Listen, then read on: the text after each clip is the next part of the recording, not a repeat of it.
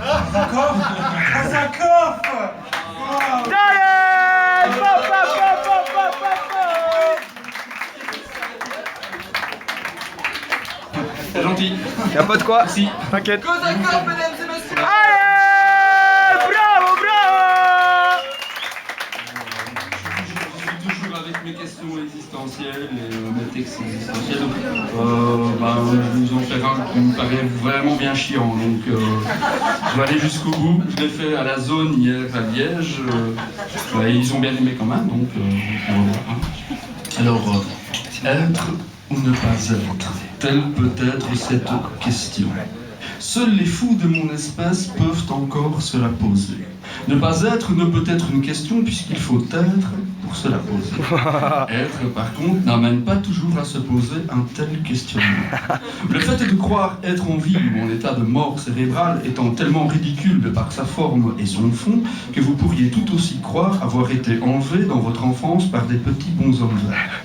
Quand vous êtes épris d'une telle véracité à vous torturer les neurones et vouloir constamment vous poser la question de savoir si vous êtes vivant ou mort, ne sachant pas faire la part des choses, alors que vous êtes peut-être juste dans un état avancé de folie dû à la surconsommation de psychotropes. Dans ce cas présent, nous sommes bien incapables de nous savoir vivants quand morts nous sommes. Nous serions comme une sorte de survivants, surgissant des morts vivants, se dépatouillant d'une mue extraordinaire, d'une coquille morte qui fait peau neuve à notre enveloppe corporelle. Faites-en l'expérience. Imaginez dès lors un seul instant que la carpette qui se trouve dans votre hall d'entrée est un être vivant et que chaque jour, vous essuieriez vos pieds dessus. Vous verriez ô combien vous vous sentiriez vivant, ce qui, jour après jour, soir après soir, vous torcheriez la semelle de vos choses préférées. Le jour d'après, refaites le même topo, le même rituel, en imaginant que vous êtes cette carpette et que cette carpette est votre pire ennemi qui s'essuierait à son tour, lui aussi, les pieds sur ce que vous êtes dans la réalité, une vulgaire et ridicule carpette dont vous seul avez la pleine conscience d'exister. La logique voudrait, pour la plupart, que cet état d'esprit végétatif de semi-conscience nous amènerait à croire en une foi ultime, un Dieu absolu, une vie dans l'au-delà et, dans le pire des cas, vous iriez consulter les chamans du Nouveau Monde qui, après avoir été chèrement rémunérés, vous remettraient une ordonnance bailleurisée qui, temporairement, pourrait faire fuir ce vilain toc. Inlassablement, chaque jour, vous réessuieriez vos pieds sur cette pauvre carpette, de par cette insignifiante petite habitude, vous lui apporteriez ce petit moment de joie ou de solitude qui fait qu'elle se poserait peut-être la même question que vous. Être ou ne pas être? Être et avoir été? Vivant ou mort? Merde de chien ou merde de chat?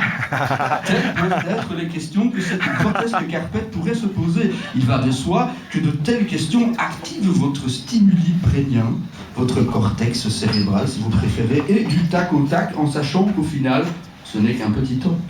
Que c'est votre imagination qui trouble votre perception spirituelle à évacuer de telles pensées. Mais là, en l'occurrence, je constate que je vous embrouille le cerveau avec mes questions et les 3 minutes de mon temps de déclamation arrivant justement à son échéance, vous allez certainement me haïr de vous avoir retourné les idées avec de telles ignominies, surtout en ne comprenant pas le sens ni le fondement propre à ce texte.